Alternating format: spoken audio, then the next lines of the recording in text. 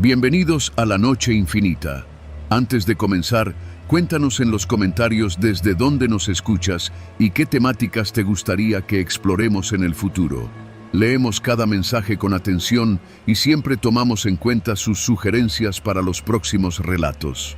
Sin nada más que decir, comencemos. Mi nombre es Esteban Solís y llevo casi 20 años manejando tráiler. No soy de los que se quejan de la carretera. Aprendí desde joven que este oficio te forja a golpes de insomnio, tacos fríos y llantas ponchadas a mitad del monte.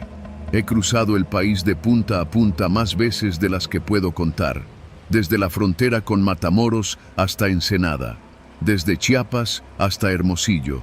Lo que pasó aquella madrugada de agosto fue en un tramo que siempre creí seguro, una brecha secundaria que conecta Zacatecas con el norte de Aguascalientes, cerca del poblado de Loreto.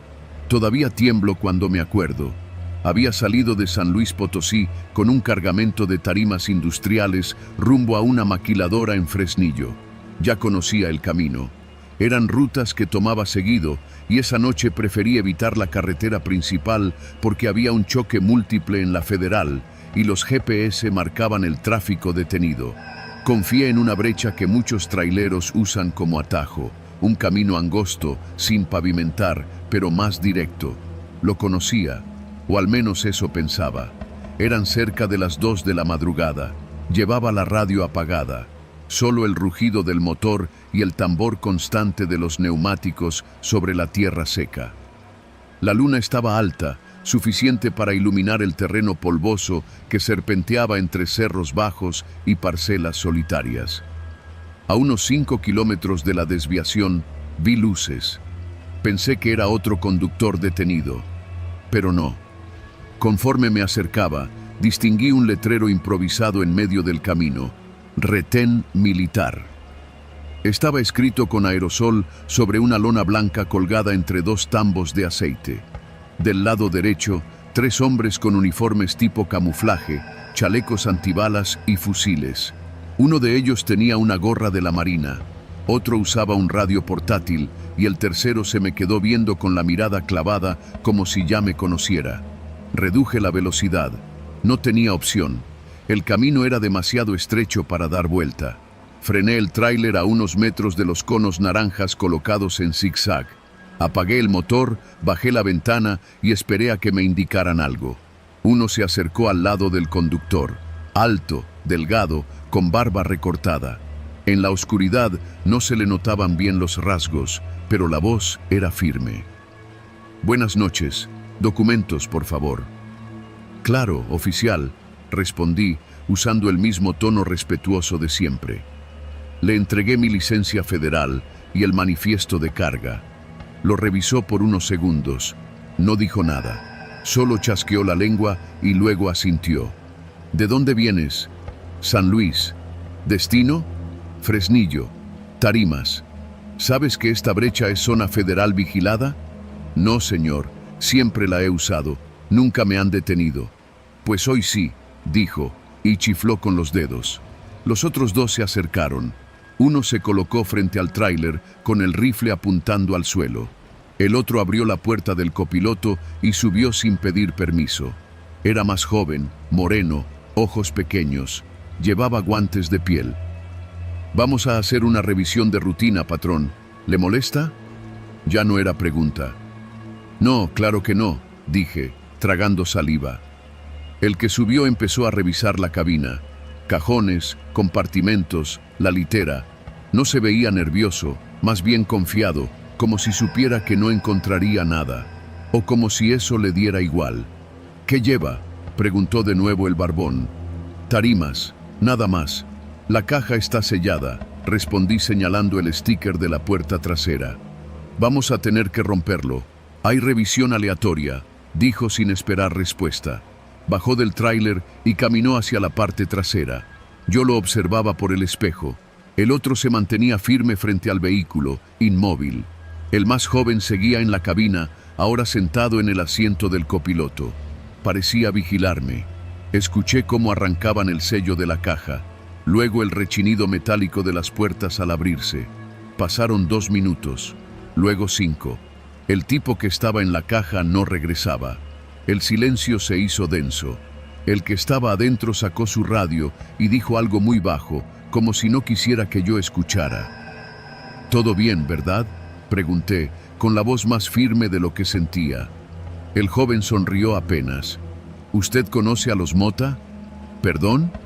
«A los hermanos Mota». «No, son de aquí de Loreto, gente pesada». No supe qué decir. En el mundo del transporte uno escucha nombres, apodos, historias, pero nada concreto, nada que quieras repetir. «No, patrón, no los conozco», dije. El joven me miró fijamente. Era una mirada seca, de esas que no preguntan, que solo confirman. «Pues ellos sí lo conocen a usted», murmuró. Ahí me entró un frío en el pecho. La situación cambió en segundos. El que estaba frente al tráiler dio un paso al costado y sacó el arma, ahora sí, apuntándome directo. El joven a mi lado se levantó, sacó un cuchillo pequeño del cinturón y lo puso sobre la consola central. «Bájese, por favor». Obedecí. Las piernas me temblaban. Pisé el suelo de tierra, miré a los tres. El barbón había regresado de la caja. Tenía la cara seria, tensa. «¿Sabes qué llevas?», preguntó. «Tarimas», repetí. Se echó a reír, pero sin risa real. Solo movía la cabeza como quien se burla de un niño que no entiende. «¿Llevas otra cosa, Esteban? ¿O no sabías?». Sentí como la sangre me abandonaba la cara. «Yo solo recogí el cargamento en el almacén de San Luis. Está en los papeles». «Los papeles valen madre. ¿Nunca abriste esa caja?». «No, señor. Yo no hago eso. Solo manejo». El barbón se acercó. Estaba a medio metro de mí. Tenía las botas llenas de polvo y un tatuaje visible en el cuello. Una serpiente enrollada. «Pues esta vez llevabas algo que no debías», me dijo. «Y esa madre es nuestra». Quise hablar, explicar, justificarme, pero el cañón frío de un fusil me cayó. Me esposaron. Me cubrieron la cabeza con una camiseta vieja que olía a sudor rancio. Me subieron a la parte trasera de la camioneta que estaba escondida entre los arbustos. Estuve ahí quién sabe cuánto. Podían haber sido 20 minutos o 2 horas. La cabeza me latía. El corazón parecía querer salirse. Escuchaba voces, risas, órdenes en susurros. Luego una llamada. «Ya sabemos que el chofer no sabía», dijo una voz, tal vez la del barbón. «Pero necesitamos que alguien pague». Eso me hizo pensar que me iban a matar, que ni siquiera sería por culpa mía, que me iban a enterrar en una zanja, sin nombre, sin tráiler, sin explicaciones. Solo otro más que se perdió en la sierra. Pero entonces algo cambió. Alguien discutió con otro. Se escucharon pasos apresurados y de pronto me quitaron la camiseta de la cabeza. Estaba en el asiento trasero. Frente a mí, el tipo joven. Me miró con seriedad, como evaluándome. «Te vas a ir, pero no vas a decir ni una palabra. El tráiler ya no es tuyo. Lo vamos a dejar más adelante. Vas a caminar derecho hasta la carretera. No te desvíes, no voltees, no corras». Me bajaron. Me empujaron hacia un camino polvoriento, sin faros, sin nada. Caminé en línea recta por casi 1 hora. Al fondo vi los faros de una gasolinera. Corrí como pude, con las piernas entumidas y la garganta seca. La policía llegó después de mi llamada. Yo ya no hablaba, solo lloraba. El tráiler apareció 2 días después, abandonado en un terreno baldío, con las puertas abiertas. Dentro no había tarimas, solo 5 costales llenos de armas cortas, todas sin registrar. Nunca me investigaron, no hubo cargos, nadie reclamó nada. Pero desde entonces ya no manejo. Vendo refacciones en un local pequeño con mi hermano. No puedo volver a subir a un tráiler, porque una cosa es el miedo a un accidente, y otra muy distinta es el miedo a saber que tu vida vale menos que el contenido de una caja sellada.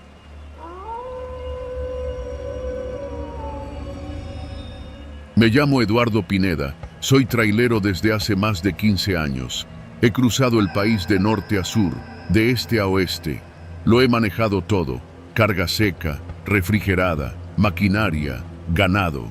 Cuando estás sobre el asfalto tanto tiempo, aprendes a leer a la gente con una mirada, a oler los problemas antes de que se asomen y a no hacer preguntas cuando no hay respuestas seguras. Nunca me metí con nada chueco, siempre limpio, con papeles en regla, porque tengo familia, una esposa que me espera en Aguascalientes y un hijo que apenas entró a la prepa. Pero esa vez fue diferente. Me jodieron, me usaron y estuve a nada de no contarlo. Todo comenzó un martes por la tarde en San Luis Potosí. Ya había entregado mi carga en una planta de materiales y estaba por regresar vacío cuando me llegó una llamada directa de una empresa con la que trabajaba de vez en cuando, una de esas que te asigna cargas urgentes cuando no tienen a quién recurrir. Lalo, ¿andas disponible? Era Sergio, el coordinador nocturno. Sí, ya ando por salir de San Luis. ¿Qué tienes? Una carga urgente para Hermosillo, pero tiene que salir hoy mismo. Pago el doble y te cubrimos casetas. ¿Qué es? Electrónica, según la orden. Televisores, laptops, cosas así. Nada especial. Solo súbela, firma y te vas. Es carga sellada, ya está paletizada. Te la dejan en la central del Parque Logistic. Todo sonaba normal, nada fuera de lo común. Cuando llegué al parque, ya me estaban esperando. Dos tipos con chalecos sin logos que me pidieron estacionarme junto a una bodega sin nombre. Subieron las tarimas en menos de 15 minutos, firmaron de recibido con un sello borroso y me dijeron que debía entregar en una nave industrial en las afueras de Hermosillo el jueves por la mañana. No abras, no descargues, llegas, te esperan y ellos hacen todo, me dijo uno de los tipos. Lo normal, pensé. Así es la logística con los clientes grandes. Subí a la cabina, revisé el remolque, aseguré los candados y salí. Quería cruzar Zacatecas esa misma noche y dormir en Fresnillo. No era la mejor idea, pero el tiempo apremiaba. La primera señal de que algo no estaba bien fue al amanecer del miércoles. Me detuve en un Oxxo de Navojoa para echar diésel y comprar café. Mientras pagaba, el cajero, un chavo joven, con cara de pocos amigos, me miró de arriba abajo, luego dijo, casi susurrando, «Ya van 3 como tú que pasan con placas foráneas y remolques sin sello SAT.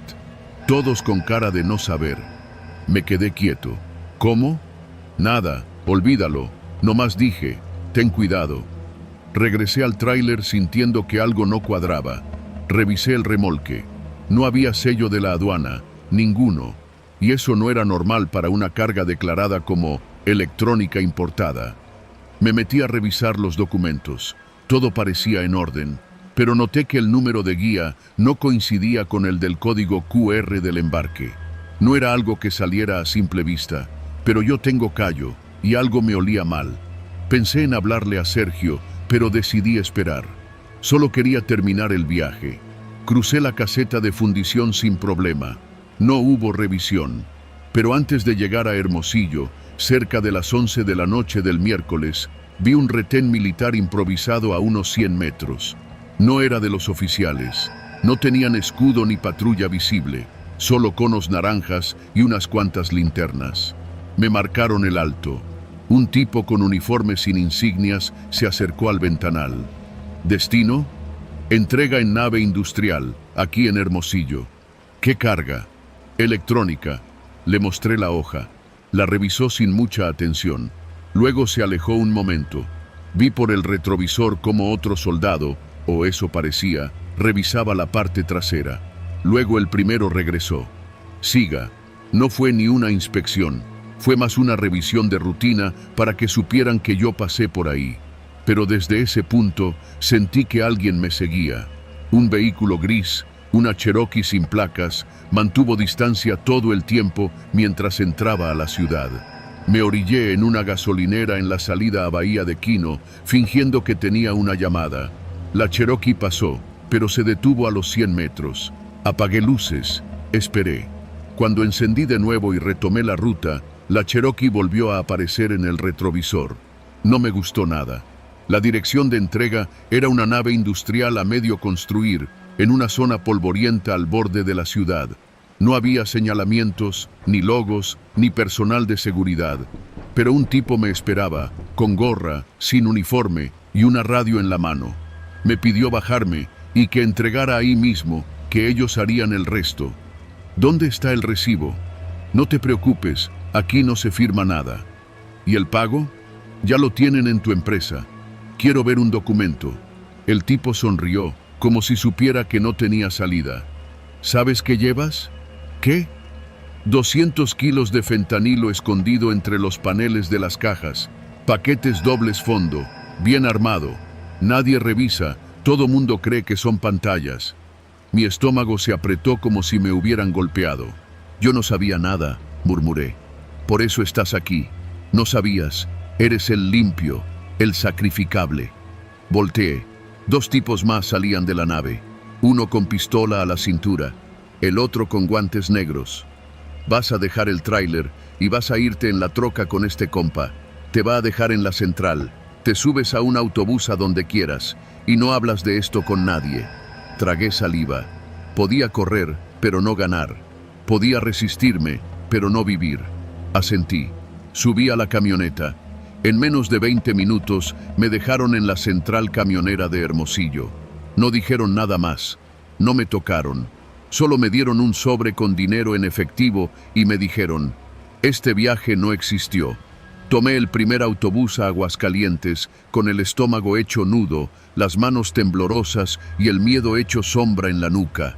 Pasaron semanas antes de poder volver a manejar. No denuncié. ¿Cómo? ¿Con qué pruebas? ¿A quién? Esa empresa desapareció. Sergio ya no contestó. El número fue desconectado. La bodega en San Luis estaba vacía. La carga jamás fue rastreada. Y nadie me volvió a buscar. Desde entonces, reviso cada documento como si mi vida dependiera de ello. Porque ahora sé que en este país hay cosas que se mueven por carretera sin que nadie pregunte, y que lo peor que te puede pasar no es un accidente. Es llevar algo que no sabes, para alguien que no ves, con un destino que no existe. Y que cuando todo se jode, el único culpable, el único que pone el cuello, eres tú.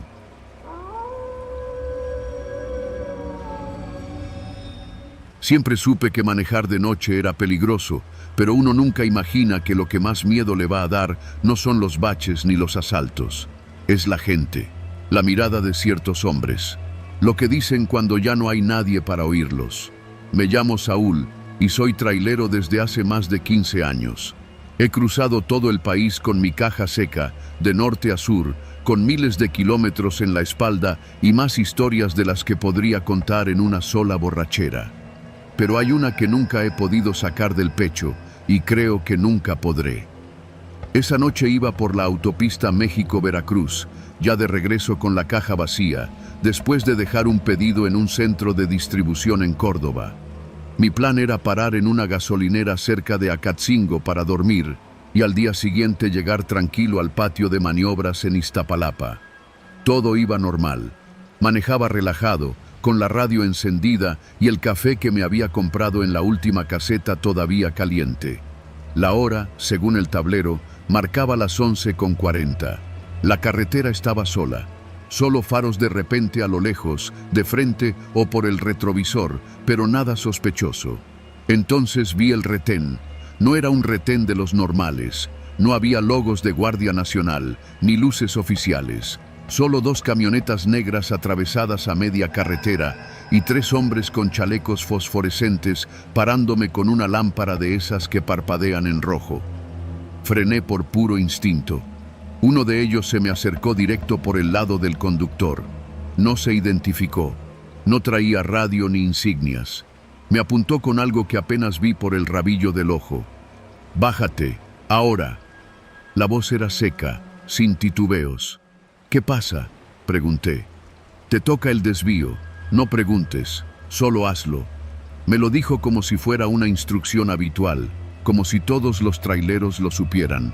Me lo repitió sin levantar el tono, pero con la pistola más cerca de la ventana. «Camionero que no coopera, no regresa. ¿Está claro?». Mi corazón latía tan fuerte que apenas oía sus palabras. Levanté las manos, mostrándole que no tenía nada, y traté de mantener la calma. «Solo llevo caja vacía, voy de regreso, no traigo nada de valor». El tipo sonrió, pero fue una sonrisa sin alegría. Me hizo una seña con la cabeza y otro hombre subió al estribo del copiloto. Era más joven, con la mirada inquieta. Se acomodó dentro como si fuera copiloto habitual. Te vamos a indicar, solo maneja, no la vayas a cagar. Tuve que arrancar, con el motor temblándome entre las piernas. Me indicaron que me saliera en un camino secundario que ni siquiera estaba en el GPS. Un tramo de terracería, entre sembradíos de maíz y mezquites. Oscuro, sin señales. El copiloto me iba marcando. Derecha, luego izquierda, luego sigue recto. Durante los primeros 10 minutos no hablamos. Solo se oía el crujido de la grava bajo las llantas del tráiler y el golpeteo de la caja vacía. Pero después, él empezó. No te preocupes, esto es rápido. Nada más necesitamos tu tráiler para un cambio, una parada técnica. En media hora estás libre. ¿Cambio de qué? Tú no preguntes, viejo, tú solo conduce. Entonces entendí. No era un robo común. No querían el tráiler para venderlo en partes. Querían usarlo para mover algo. Droga, armas, personas. No lo sabía. Solo sabía que lo estaban haciendo sin mi consentimiento, pero con mi camión. Conmigo como testigo. Seguimos avanzando.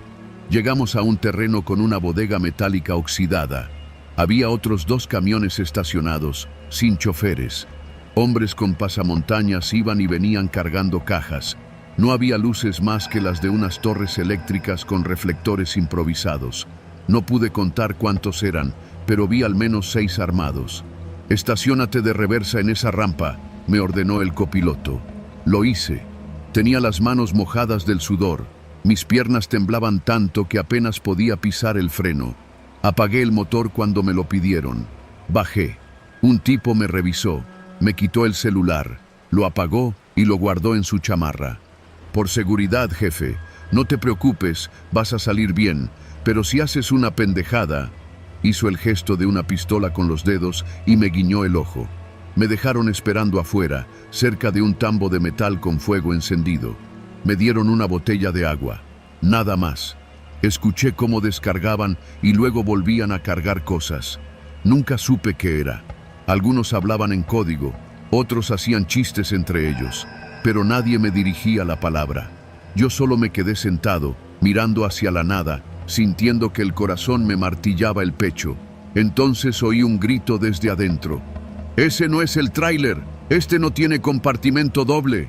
Se hizo un silencio que me heló los huesos. Después pasos, rápidos. 2 hombres salieron de la bodega. «¿Este tráiler es tuyo?», me dijo uno, apuntándome con la pistola. «Sí, pero solo es caja seca. No tengo compartimentos, ni placas falsas. Yo no tengo nada que ver». Se miraron entre ellos. Uno dijo algo al otro en voz baja. Luego, el jefe, o quien parecía serlo, salió de entre las sombras. Un hombre grande, de unos 50 años, con un sombrero tejano y la cara llena de arrugas. Me miró como si pudiera leerme la vida con los ojos. «¿Traes GPS satelital?» «No», mentí. Sabía que algunas unidades de la empresa sí lo tenían, pero la mía no. «¿Te siguió alguien?» «Nadie». El jefe me estudió unos segundos más. «Ya no nos sirve tu caja, pero tú sí». Me llevaron de nuevo al tráiler. Me dieron instrucciones precisas. «Vas a regresar por donde viniste.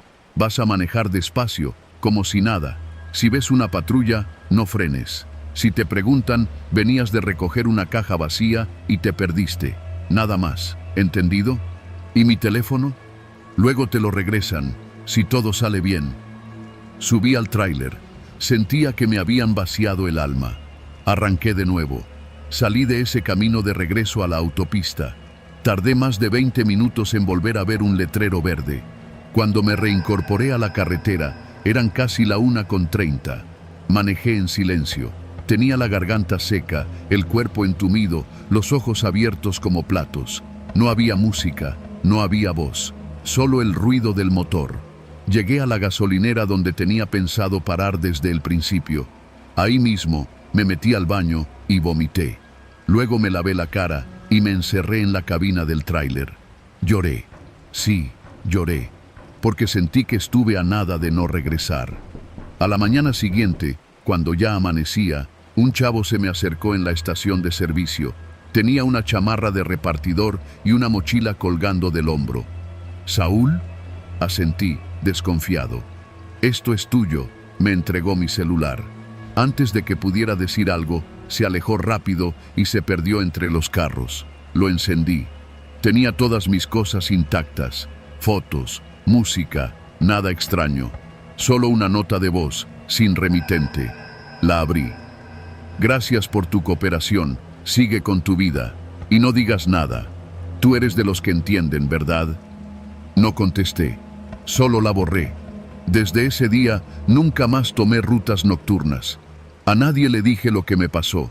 No me iba a arriesgar. Lo que vi esa noche no era improvisado.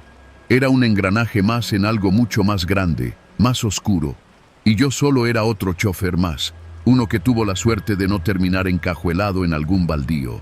Porque en las carreteras de este país, cuando te obligan a desviarte bajo amenaza, lo que pierdes no es solo el rumbo, es la fe en que hay alguien vigilando allá afuera.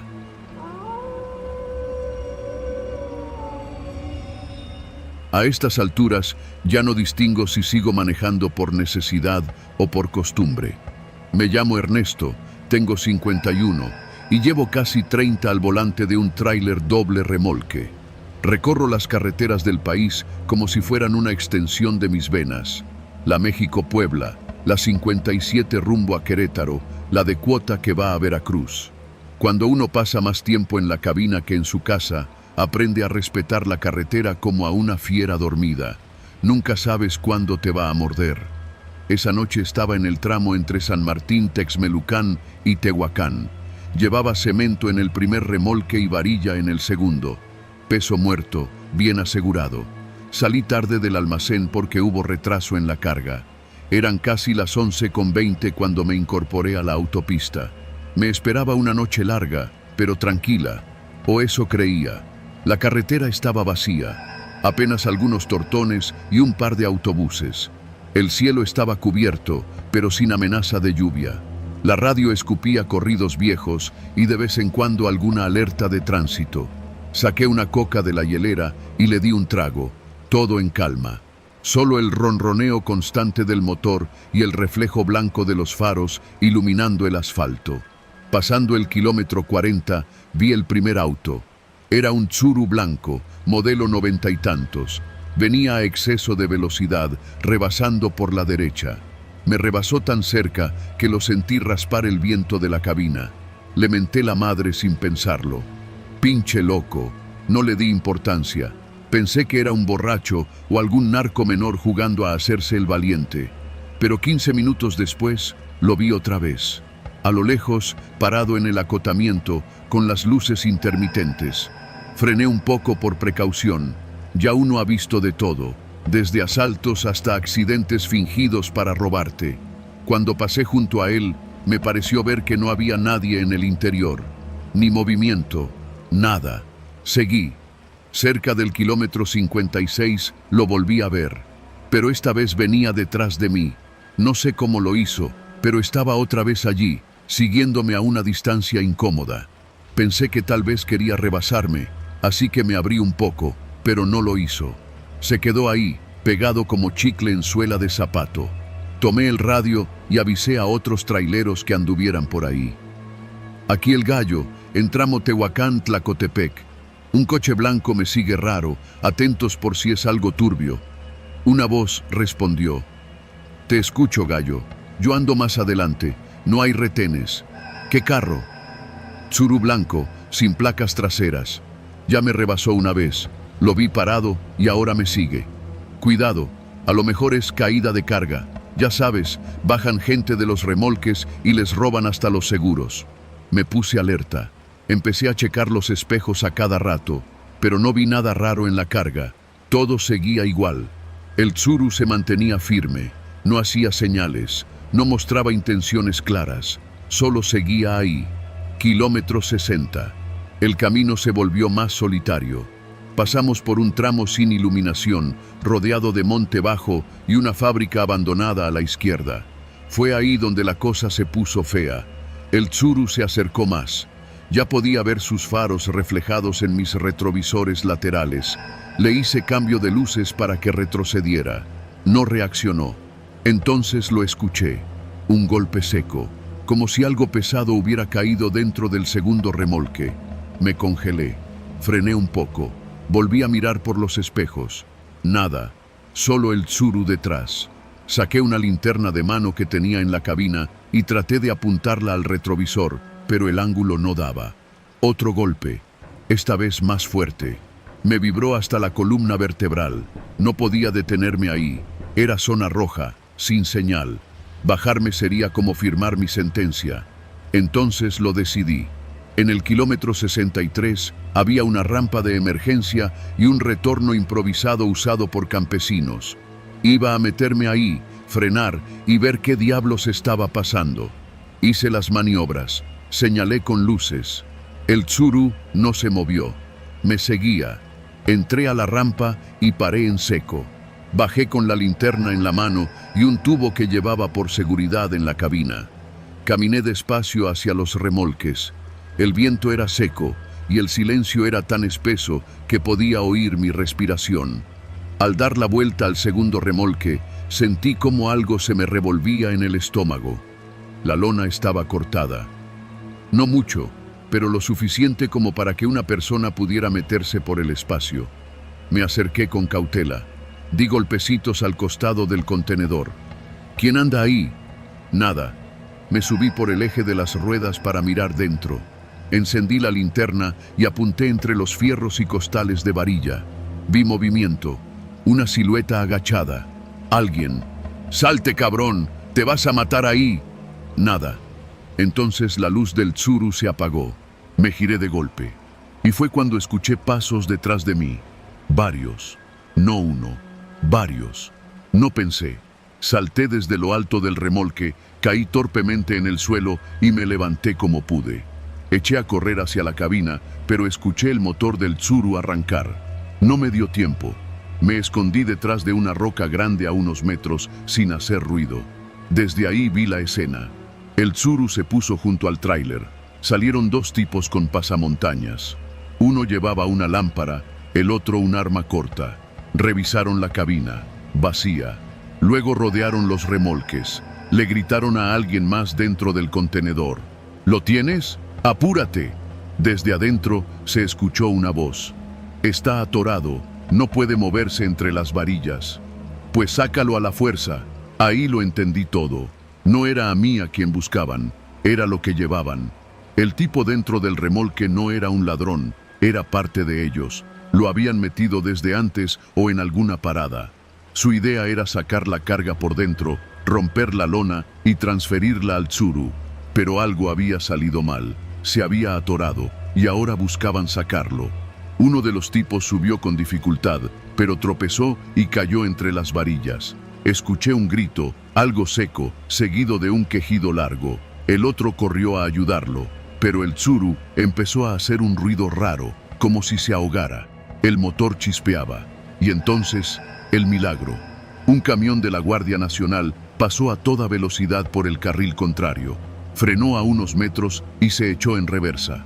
Los tipos saltaron del remolque y huyeron hacia el monte, dejando la puerta del coche abierta.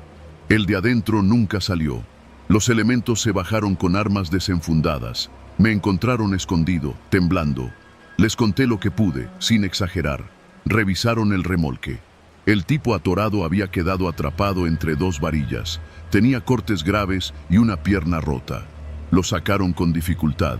El Tsuru tenía en la cajuela varias herramientas, mochilas vacías y una pistola escondida bajo el asiento. Tomaron mis datos. Me escoltaron hasta una gasolinera cercana. Me dejaron descansar ahí hasta el amanecer. Nunca presenté cargos. No me citaron. Todo quedó en reporte, como muchas cosas en este país. Desde entonces, no manejo de noche. La carretera vacía ya no me da paz. Me da memoria. Porque ahora sé que el verdadero peligro no siempre viene de frente. A veces se esconde en lo que llevas atrás, en lo que no ves, en lo que ya está contigo, sin que lo sepas.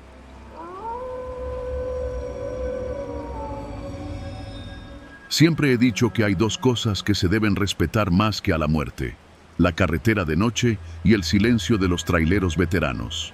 Yo soy Javier, 45 años, chofer de tráiler desde los 20. He recorrido el país de punta a punta, desde la frontera hasta la costa. No me asusta manejar sin dormir, cruzar cerros en reversa ni comer en fondas donde los baños dan miedo. Pero esa madrugada, entre Santa Catarina y Cerralbo, supe lo que era sentirse realmente atrapado. Era jueves. Cargué papel industrial en García y el destino final era Reynosa. Ruta sencilla, todo derecho por la carretera libre, unas 6 horas, sin necesidad de parar más que para estirar las piernas o cargar café en una gasolinera Pemex que conozco bien, allá por General Bravo.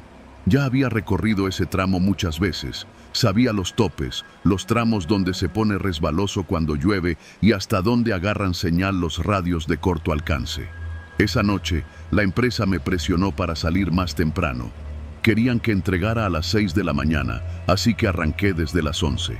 Con música norteña bajita y un termo de café recién hecho, empecé a rodar. El tráfico era nulo.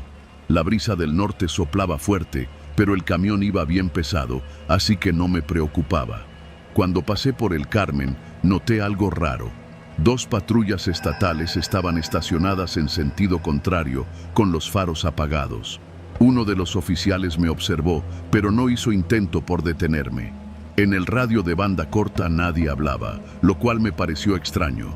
Siempre hay alguien, uno que va más adelante reportando retenes o un loco contando chistes verdes. Pero esa noche, silencio absoluto. Ya pasando Bustamante, el camino se volvió más oscuro. Las luminarias que normalmente marcan los tramos peligrosos estaban apagadas. Pensé que tal vez había un apagón general, cosa que no es rara por esos lados. Pero cuando llegué a un punto donde la carretera hace una curva cerrada junto a un cerro bajo, el tablero del camión parpadeó un segundo.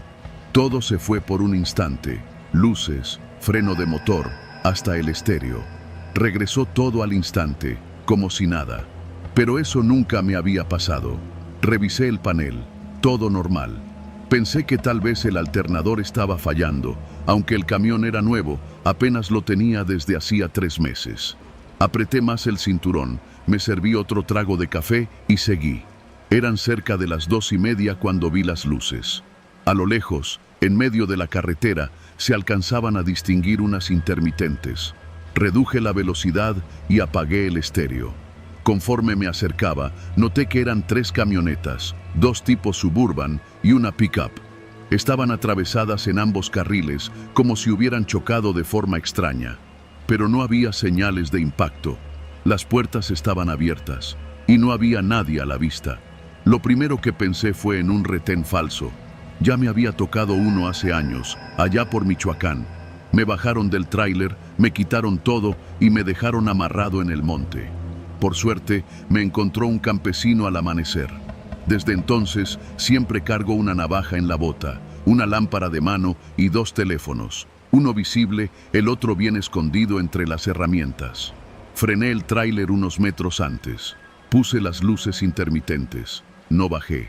Solo esperé. Miraba los alrededores por los retrovisores. Nada. Ni un alma. Solo las camionetas bloqueando la ruta. Tomé el radio. ¿Alguien en el tramo de Cerralbo? ¿Copian? Silencio. Esperé medio minuto. Aquí Javier. Tramo cerrado por 3 vehículos, sin ocupantes. 0 señal. Agradezco respuesta. Silencio. Decidí hacer lo que nunca hago. Bajarme. Agarré la lámpara, puse la navaja en el bolsillo trasero y caminé con cautela. Me acerqué a la primera camioneta. Era reciente, sin placas. La puerta del conductor estaba abierta y había una gorra militar tirada en el asiento.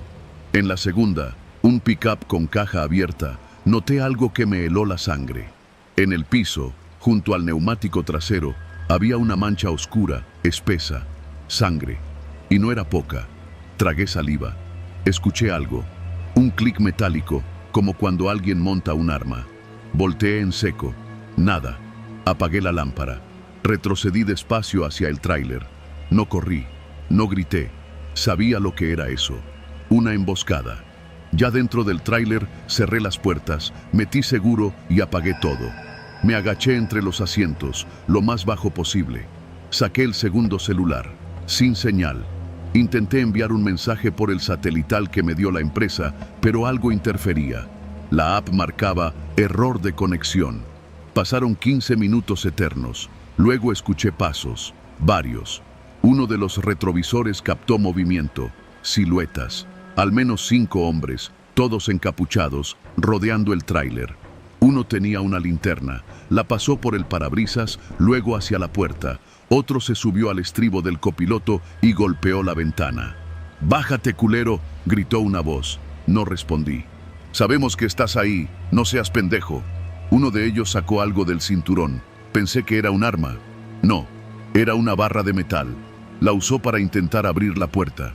Golpes, gritos, y yo, temblando detrás del asiento. Saqué la navaja. Estaba decidido a no dejarlos llevarme.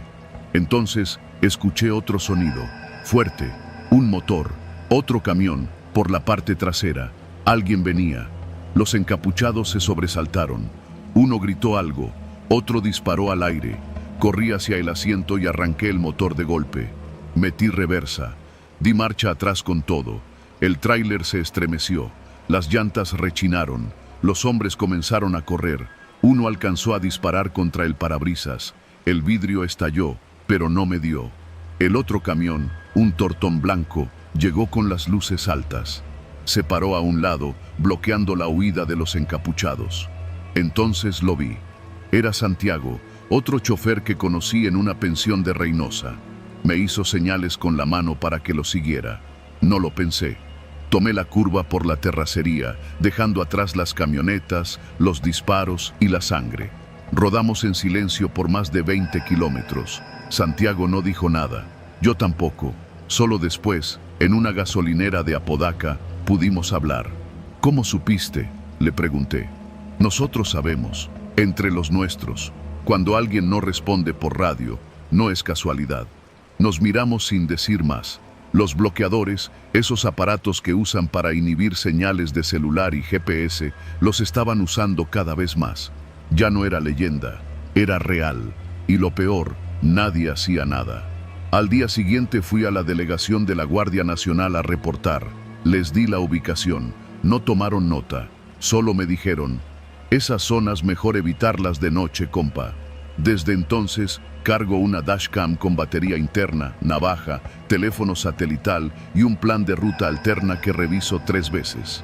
No salgo sin dejar dicho con quién hablé y a qué hora. Y lo más importante, cuando algo en el camino huele raro, doy la vuelta. No vale la pena llegar más rápido si el riesgo es no llegar. Porque en México, a veces lo que cierra el camino no es el tráfico, ni un accidente, sino los que mandan en la noche. Y los que no tienen nombre, pero saben exactamente cómo hacerte desaparecer sin dejar rastro.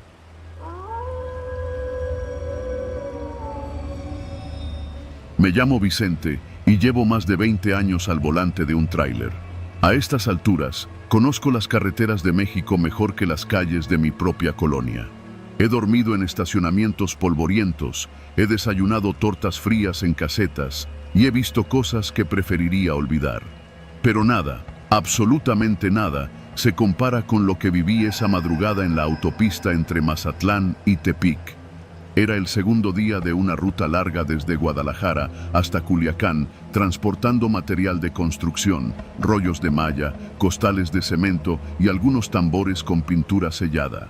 Todo revisado y firmado en la bodega de origen, todo en regla. Al menos eso creí. Yo soy de los que prefieren manejar de noche. Menos tráfico, menos calor y, según yo, menos peligros. Error de novato.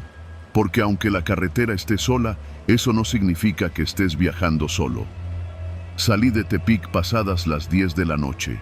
Hacía calor, de ese que se pega en la nuca como sudor viejo. Llevaba la música bajita, un termo con café tibio y la ventana entreabierta para no dormirme. La autopista federal número 15 estaba más desierta que de costumbre. Ni luces, ni coches, ni patrullas. Nada. Solo el rugido constante del motor y el zumbido de los neumáticos comiéndose el asfalto. Todo iba bien hasta que pasé por un tramo que llaman Los Encinos, una zona solitaria donde los árboles crecen pegados al acotamiento, como si quisieran tragarse la carretera. Fue ahí donde lo empecé a sentir, el peso raro. No sé cómo explicarlo, pero los que manejamos sabemos cuando algo en el remolque no cuadra. Aunque el indicador dijera que todo iba bien, sentía una especie de jalón, como si algo o alguien estuviera moviéndose allá atrás. Pensé que tal vez se había zafado un costal o que los tambores estaban mal acomodados. Nada grave, pero por precaución decidí detenerme más adelante en una gasolinera cerca de La Concha, un pueblito a medio camino entre los dos estados. Me estacioné junto a un tortón viejo, saludé al vigilante con un gesto de cabeza y bajé con la linterna en mano. Rodeé el remolque. Nada parecía fuera de lugar. Revisé las cadenas, los sellos, todo bien. Pero al acercarme a la parte trasera, noté algo que me detuvo en seco. Una pequeña mancha oscura en la puerta metálica. Era reciente, húmeda. Al tocarla, mis dedos se tiñeron de rojo oscuro. Sangre. El corazón me dio un brinco. Abrí la puerta con las manos temblorosas, esperando encontrar un animal aplastado o un costal reventado. Pero no. El cargamento estaba intacto. No había rastros de nada anormal. Revisé con la lámpara una y otra vez. Nada. Me convencí de que tal vez algún animal se había lastimado cerca o que era pintura vieja y me volví a subir al tráiler. Antes de arrancar, miré por el retrovisor interior. Algo brilló al fondo del remolque, como si alguien hubiera dejado una botella de vidrio mal acomodada. Pero cuando volví a enfocar, no había nada. Volví al camino. Durante la siguiente hora, no pude quitarme la sensación de que algo estaba fuera de lugar. El peso del tráiler se sentía irregular. A veces vibraba como si alguien golpeara desde adentro. Me repetí 1000 veces que era el pavimento disparejo, los costales sueltos. Pero no era eso. No podía ser. Fue poco después de las 2 de la mañana cuando todo se volvió una pesadilla. Al llegar al punto conocido como Las Tres Curvas, donde se han volcado más camiones de los que uno quisiera contar, escuché un golpe fuerte, como si algo hubiera caído dentro del remolque. Frené con cuidado, bajé del tráiler y volví a revisar. Esta vez llevé una palanca por si acaso. Entré al remolque alumbrando con la linterna. Al fondo, detrás de los tambores de pintura, vi algo que me heló la sangre. Un par de ojos me miraban desde la oscuridad. «¿Quién está ahí?», grité, levantando la palanca. Silencio. «Sal o te parto la madre». Nada. Avancé despacio. Cuando estuve a 1 metro de los tambores, alguien se incorporó. Era un joven, delgado, con el rostro sucio y las manos amarradas con una cuerda que se le deslizaba entre los dedos. No dijo nada. Solo temblaba. «¿Qué chingados haces aquí?». Me metieron ahí. Por favor, no me entregues». Estaba deshidratado, lleno de rasguños y con una herida fea en la pierna. No entendía nada. ¿Cómo había entrado? El sello estaba intacto. Era imposible que alguien se hubiera colado sin que lo notara. ¿Quién te metió? Unos hombres. Me subieron. Pensé que era un carro. No sabía. Lo ayudé a bajar. No sabía si creerle. No sabía si era un criminal, un migrante, una víctima o un loco. Lo senté en el asiento del copiloto. Le di agua. Seguía temblando. «¿Cómo te llamas?» «Isaí». «¿Qué querían contigo?» «No sé. Me estaban siguiendo. Me agarraron en la central. Me golpearon. Dijeron que si me movía me mataban». Algo no encajaba. Y entonces lo vi. Su pierna. Tenía una herida abierta, con restos de cinta industrial pegada a la piel. Como si lo hubieran atado a algo. Como si él hubiera estado cargando algo más, no solo su cuerpo. «¿Te amarraron a los tambores?» Isaí bajó la cabeza. Empezó a llorar. «¿Qué llevabas?» No respondió, solo dijo: «No me puedo quedar contigo. Si me encuentran contigo te van a matar a ti también». Empezó a forcejear con la puerta. «Bájate, por favor, déjame bajarme». Intenté calmarlo, pero se soltó y salió corriendo hacia los matorrales. Lo seguí unos metros, gritándole que se detuviera, pero desapareció entre los árboles. Volví al tráiler. El corazón me retumbaba en el pecho. La radio estaba encendida. Sin tocarla, comenzó a emitir estática. Luego una voz, una grabación. El que transporta sin saber, también carga con la culpa. Apagué la radio de golpe. No supe qué hacer. No podía llamar a la policía. ¿Y si de verdad había algo ilegal en el tráiler? ¿Y si alguien había usado mi ruta para mover algo más? ¿Y si Isaí era solo el señuelo? Conduje directo hasta la base de la empresa. Llegué a las 5 de la mañana. Dejé el remolque estacionado, fui directo con el supervisor y le dije que algo estaba mal, que había que revisar el cargamento. Llamaron al encargado de seguridad. Abrieron el remolque frente a mí. Todo estaba en su lugar. Pero entre los tambores encontraron algo. Un compartimiento falso, sellado con remaches industriales. Cuando lo abrieron, había paquetes envueltos en plástico negro, muchos. «Esto no es pintura», dijo el encargado, sin mirarme. Al poco tiempo llegaron los federales. Me interrogaron durante horas. Revisaron mi historial, las cámaras del depósito, el GPS del tráiler. Al final, me dejaron ir. No había pruebas de que yo supiera lo que transportaba, pero la empresa cerró. De la noche a la mañana. Nadie contestó los teléfonos, nadie apareció. Los números fiscales resultaron falsos, los contratos, papel mojado. Y a Isaí nunca lo volvieron a ver. A veces sueño que va sentado conmigo en el asiento del copiloto, con la mirada clavada en el parabrisas, sin decir una sola palabra. Solo está ahí, como un peso muerto que no se puede sacudir. Desde entonces, solo acepto rutas locales. Reviso el remolque yo mismo. Cierro las puertas con candados míos, y aún así, cada vez que escucho un golpe atrás, siento que alguien me está pidiendo que pare. Porque cuando te conviertes en el transportista de un secreto, nunca vuelves a manejar ligero.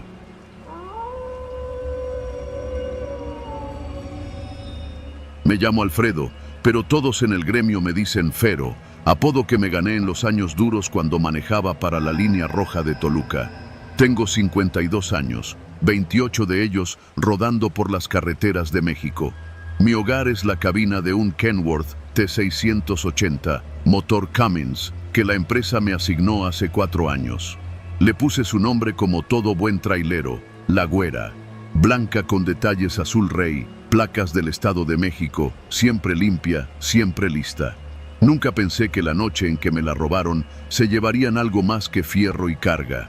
La ruta esa semana era sencilla. Guadalajara a Veracruz, cargando electrodomésticos, lavadoras, refrigeradores, pantallas. Nada que se pudiera revender tan fácil sin levantar sospechas, por eso me confié. Salí un martes en la madrugada desde El Salto y para el jueves ya iba por la Libre de Puebla. Tenía planeado dormir en un parador de confianza, uno donde paran todos los que saben cómo están las cosas, el de San Martín, Texmelucan. Pero el destino me cambió la jugada. La empresa me pidió una parada más corta, así que me adelanté al descanso en el parador del kilómetro 107, cerca de Acatzingo. No era mi primera vez ahí, aunque no me gustaba. Tenía baños sucios, 2 bombas de diésel y una tienda sin cámaras. Puro viejo solitario o jóvenes que traen la mirada inquieta. Aún así, el cansancio me estaba pesando. Había dormido solo 4 horas la noche anterior y traía los ojos como brasas. Llegué poco después de las 8. Me estacioné en un rincón junto a otro tráiler sin remolque. Bajé a estirar las piernas, revisé sellos, le di una vuelta a la carga. Todo en orden. Compré un café en un termo que ya apestaba a rancio y me subí a dormir 1 hora o 2. Lo último que recuerdo fue ajustar el respaldo del asiento y poner mi navaja bajo el cojín del conductor. Costumbre vieja, herencia de los años en los que el crimen no era tan descarado, pero sí igual de cruel. Me despertó un sonido seco, como si alguien hubiera cerrado la puerta del copiloto. Pero eso era imposible, yo siempre cierro con seguro desde dentro. Abrí los ojos, pero el mundo se me hizo niebla. La cabeza me palpitaba y el pecho pesaba. Todo era confuso. Traté de moverme, pero algo me jaló hacia atrás. La vista se me fue aclarando y vi que no estaba en mi asiento. Estaba en el camarote, con las manos amarradas a los tubos del portaequipaje, la boca seca, la lengua como trapo. «Ya despertó el viejo», dijo una voz que venía del frente. El corazón me golpeó el pecho. «Ojalá no lo hubieras abierto aquí», dijo otro tipo. «Este pinche tramo es muy visible. Pudimos haber esperado hasta Xalapa. ¿Y si el viejo no se dormía, qué? ¿Nos lo chingábamos en movimiento?» Traté de hablar, pero no pude. Tenía cinta en la boca. Comencé a forcejear con los brazos, pero las ligas plásticas estaban bien puestas. Mi navaja la habían encontrado porque ya no estaba. Escuché que abrieron la guantera, luego el sonido del motor. La güera arrancó. Empezaron a moverse. El cabrón que estaba al volante metía las velocidades como si fuera suya. El miedo me apretó el pecho. Estaban robando el camión, con todo y yo adentro. No podía verlos bien desde donde estaba, solo sus siluetas. Uno tenía una gorra con la visera baja, otro un cubrebocas sucio. El copiloto volteó una vez y me vio. Lo que más me marcó fue su expresión.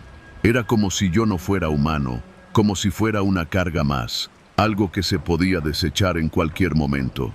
Avanzamos por lo menos 2 horas. El calor dentro del camarote era insoportable. Cada curva me sacudía y el sudor me nublaba la vista. En una de las paradas, escuché que se bajaban. El silencio que quedó me dio el valor de intentar soltarme. Moví las manos lo más que pude, raspándome las muñecas con los tubos metálicos. No tenía mucha movilidad, pero noté que el plástico comenzaba a aflojarse. Entonces se abrió la puerta y un rayo de luz me cegó. «Mira al abuelito, quiere escapar». Me sacaron a golpes. Me tiraron sobre la grava. Estábamos en medio de un terreno baldío, con pasto seco y montones de basura. Vi unas torres de alta tensión a lo lejos, eso era todo. Uno de ellos se agachó a mi lado. «¿Sabes cuántos traileros se han perdido en este país, viejo?» Lo miré fijamente. No podía contestar. «Nadie los busca, son como perros callejeros. Esta chatarra se va a desmantelar en Oaxaca y tú decides si te vas con ella o no». Me quitó la cinta de la boca. «Dime, ¿quieres vivir?» «No voy a decir nada», le dije, escupiendo polvo. «Solo déjenme aquí. Ya perdí el camión. No me importa». Me miró largo, desconfiado. «Vamos a ver qué tan honesto eres». Me arrastraron de vuelta al camarote. Me amarraron otra vez, esta vez más flojo, pero suficiente para que no pudiera moverme bien. Cerraron con llave desde afuera. El motor se volvió a encender. Pasaron horas. El movimiento era constante. No sabía por dónde íbamos, pero sentía que descendíamos. Debían estar bajando de la sierra hacia Oaxaca. Ya no me importaba la carga, ya no me importaba la güera. Solo pensaba en si me iban a tirar en una barranca, si me iban a quemar adentro. Entonces escuché algo. Sirenas. Las sirenas más hermosas que he escuchado en mi vida. Frenaron de golpe. Escuché gritos, órdenes, ruidos secos, disparos. Los ladrones gritaban. Uno abrió la puerta del camarote, me vio amarrado y no supo qué hacer. Saltó. Sentí cómo el camión se movía hacia un lado. Después, silencio. Minutos más tarde, un policía federal abrió la puerta. Me vio como si estuviera viendo un fantasma. Me desató con cuidado. Me ofreció agua. Me dijo que habían recibido una alerta por GPS, que la empresa había activado el protocolo. Me puse a llorar. No pude evitarlo. La güera había sido recuperada. La carga ya no estaba. A uno de los tipos lo detuvieron. Los otros se escaparon. No volví a manejar después de eso. La empresa me ofreció seguir, pero no quise. No podía dormir en carretera sin sentir que me iban a abrir la puerta. Vendí el tsuru que tenía en casa y puse una pequeña tienda en Cuautitlán con ayuda de mi hermana. Hoy solo manejo cuando voy por mercancía y cada que veo un tráiler pasar siento una punzada en el pecho.